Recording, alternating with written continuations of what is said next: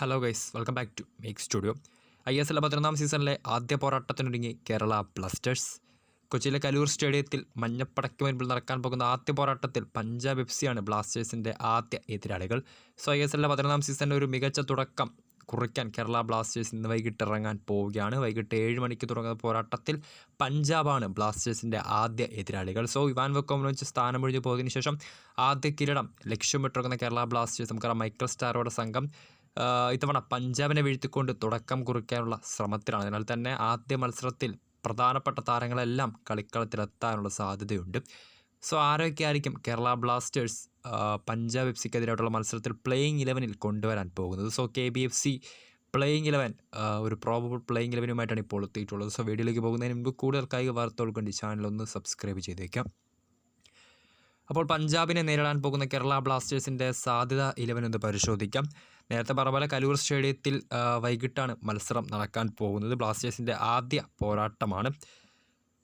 പരിക്കുമാറി തിരിച്ചെത്തുന്ന കേരള ബ്ലാസ്റ്റേഴ്സിൻ്റെ സ്വന്തം കാവൽ മാലാഖയായിട്ടുള്ള മലയാളി ഗോൾ കീപ്പർ സച്ചിൻ സുരേഷ് ആയിരിക്കും ബ്ലാസ്റ്റേഴ്സിൻ്റെ ഗോൾവല കാക്കാൻ പോകുന്നത്.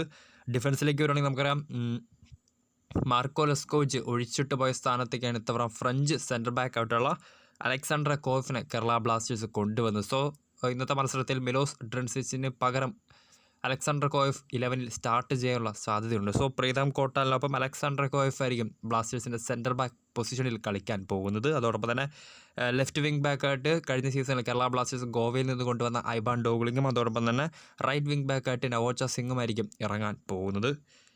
മിഡ്ഫീൽഡിലേക്ക് വേണമെങ്കിൽ പറയാം ഇത്തവണ കരുത്തുറ്റ മധ്യനിര തന്നെയാണ് ബ്ലാസ്റ്റേഴ്സിന് സ്വന്തമായിട്ടുള്ളത്. വളരെ മികച്ച ഇന്ത്യൻ താരങ്ങളും അതോടൊപ്പം തന്നെ വിദേശ താരങ്ങളും എഡ്രാനിലൂടെ നയിക്കുന്ന മിഡ്ഫീൽഡ് വളരെ കരുത്തുറ്റ ഒരു നിര തന്നെയാണ്.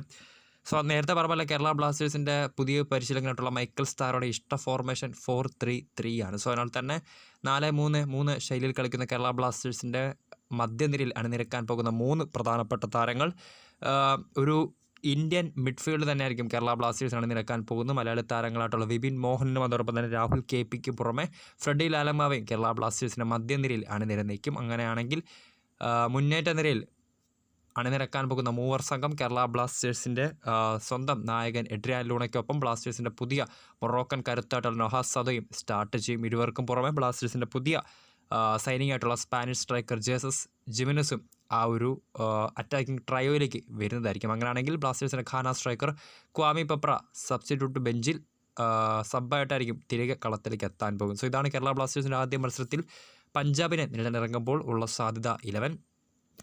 സച്ചിൻ സുരേഷ്, പ്രീതം കോട്ടാൽ, അലക്സാണ്ടർ കോഫ്, ഐബാൻ ഡോഗ്ലി, നവോച്ച സിംഗ് എന്നിവർ അടങ്ങുന്ന ഡിഫൻസും വിപിൻ മോഹനൻ, രാഹുൽ KP, ഫ്രെഡി ലാലമവ അടങ്ങുന്ന മിഡ്ഫീൽഡും ജെസസ് അതോടൊപ്പം തന്നെ നൊഹാസ് സദോയ്, എഡ്രിയാൻ ലൂണ അടങ്ങുന്ന മുന്നേറ്റ നിരയും.